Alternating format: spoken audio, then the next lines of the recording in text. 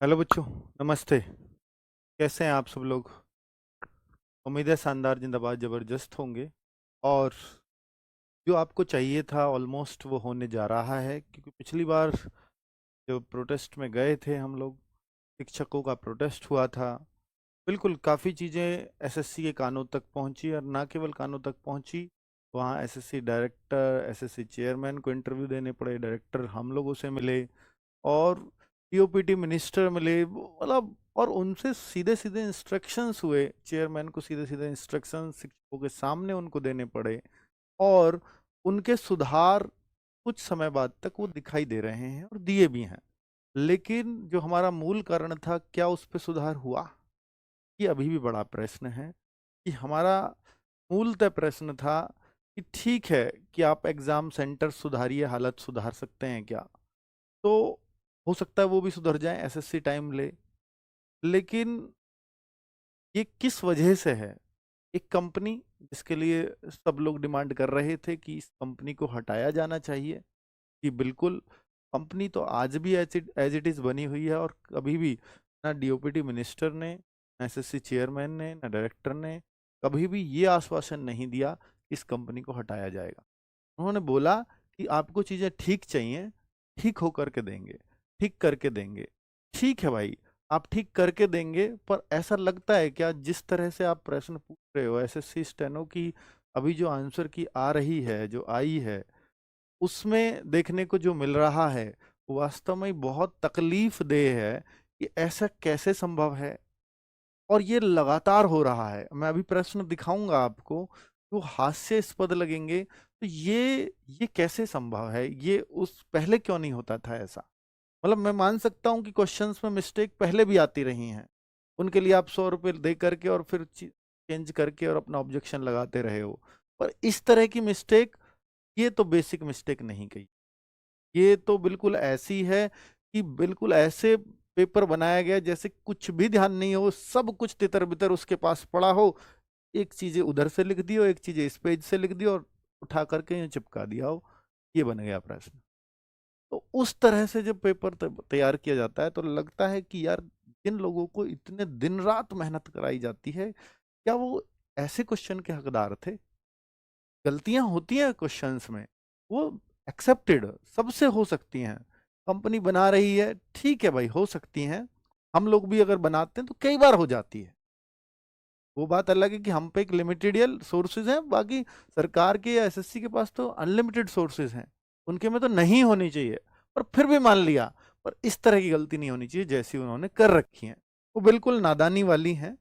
तो मैं एक चीज और आपको दिखा रहा हूं भाई। अब जो ये मामला दोबारा से उठा है, क्योंकि उस दौरान से लगातार सब लोग आकर के तो चले गए, टीचर्स ने एक प्रोटेस्ट किया, उसके कुछ फायदे हुए बच्चों को, या कुछ होंगे, एसएससी सीजीएल हटा, ये सबसे बड़ा जीत थी उसके लिए।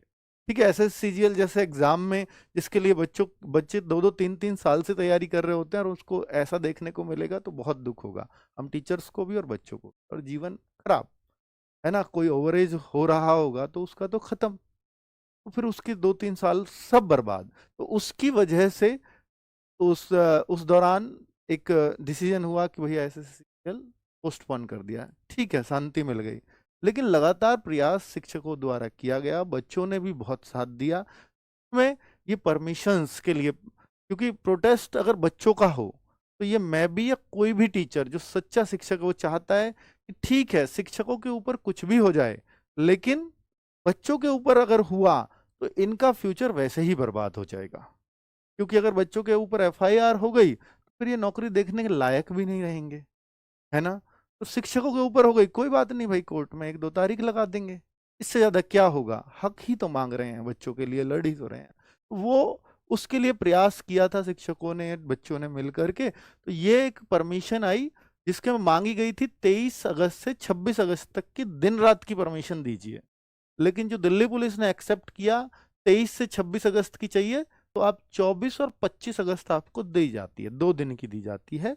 और ये दिन रात जो आपने मांगी थी, 10 से 5 के बीच में दी जाती है, यानी सुबह 10 बजे से शाम के 5 बजे तक की ये परमिशन है। और परमिशन इन इन ग्राउंड्स पर है। ये ग्राउंड्स भी बता दिए कि इन इन चीजों का रामलीला मैदान में आपको ध्यान रखना पड़ेगा। कैसे? कि कोई भी डैमेज होगा तो जिन लोगों ने परमिशन मांगी, ये एमसीडी की परमिशन है, ये टोटल 27 पॉइंट्स को आपको ध्यान में रखना है कि कुछ भी डैमेज होगा, लॉ एंड ऑर्डर मेंटेन करना है, कोई हमारे पास साइकिल स्टैंड नहीं है, कुछ भी आपने स्टेज पे तोड़ा फोड़ा की तो वो सब कुछ जो आयोजक हैं इस आंदोलन के उनसे वसूला जाएगा। तो ये बच्चों की जिम्मेदारी बनती है कि भाई आप एक शांतिपूर्ण प्रोटेस्ट करने आ रहे हो। अब तक लग रहा था जैसे टीचर्स ने आकर के बताया कि वहां पर मंत्री जी ने जब मीटिंग चली तो जिसने भी बोला तो वहां ये बोला गया कि आपके साथ 1000 तो बच्चे नहीं हैं, केवल 1000 बच्चे आप नहीं जुटा पाए, और तो फिर आप कैसे मान लेंगे कि इतने सारे बच्चों के साथ गड़बड़ हो रही है? 1000 बच्चे तक नहीं आए आपके साथ। तो ये उनको बताना होगा कि अभी बच्चे बुलाए नहीं हैं, ये बिन बुलाए आए हैं, इनको मना करते करते हम थक गए हैं। लेकिन अब जब बुलाएंगे तो एक बहुत बड़ी भीड़ होगी, वो आपको नहीं समझ में आएगी। जिस दिन हम बुलाएंगे उस दिन आपको समझ में आएगी। तो अब वो वक्त आ गया है जब आपको बुलाया जा रहा है। 24 तारीख दिल्ली चलो। 24 तारीख सुबह 9 बजे, 10 बजे से परमिशन है तो आप 9 बजे का टारगेट लेकर के चलिए, दिल्ली चलो। ये परमिशन आप लोगों के लिए है। टीचर्स ने, विद्यार्थियों ने जोर लगाए हैं कि भाई ये अंतिम प्रयास, अगर इसमें हम भीड़ नहीं जुटा पाए खूब कहने के बाद भी बच्चों से, तो फिर शायद हम ऐसे प्रोटेस्ट को जो हम हिम्मत भरते हैं, हम शिक्षक कि बच्चों की इतने बच्चे हमारे पीछे हैं, शायद वो हिम्मत टीचर्स की टूट जाएगी, ये पक्का है। तो इसलिए आपको आना तो पड़ेगा, और अगर आप आए तो टीचर आपके लिए जान लगा देगा, इसमें कोई शक नहीं। ठीक है?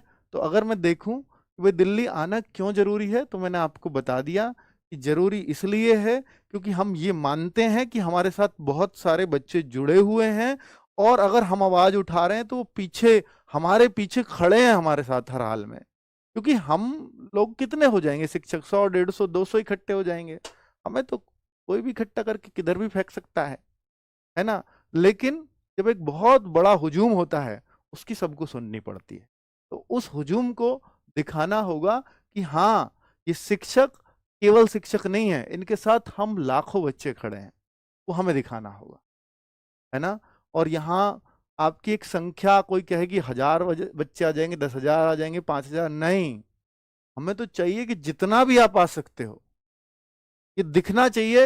हाँ, अभी तक आपको लगा होगा खूब मीडिया चैनलों ने कवर किया, भाई देश में इसके अलावा कोई खबर ही नहीं होनी चाहिए। जब आपका संख्या बल इतना बड़ा है तो उस एक दिन के लिए अगर आप आते हैं तो फिर देश में आपके अलावा कुछ और क्यों चले? क्योंकि इतना बड़ा इम्पैक्ट होने जा रहा है इस आंदोलन का कि पूरी एसएससी की तस्वीर बदल देगा। आगे आगे ना केवल ये एसएससी पे फर्क डालेगा, बल्कि जो स्टेट एग्जाम्स हैं, जो रेलवे के एग्जाम्स हैं, ये आंदोलन उस पर फर्क डालेगा कि ये बच्चे अगर एसएससी में इकट्ठा हो सकते हैं तो ये कहीं भी इकट्ठा हो सकते हैं। और आज इनके साथ कुछ भी अन्याय नहीं किया जा सकता, क्योंकि जो इनको लीड करने वाले शिक्षक है ना, वो इनके साथ हमेशा खड़े रहते हैं।